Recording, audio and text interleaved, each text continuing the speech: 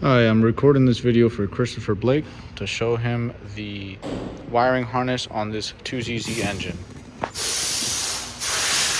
Here's the ECU. Wiring harness is cut here. This is the other side of the wiring harness. It is cut here.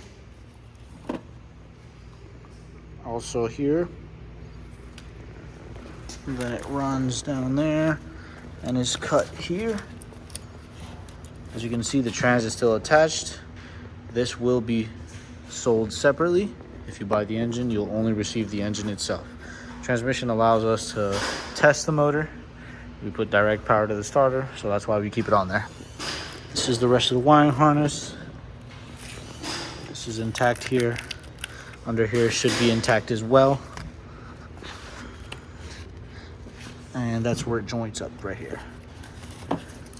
So yeah, you just cut there, and that's it. This is the motor.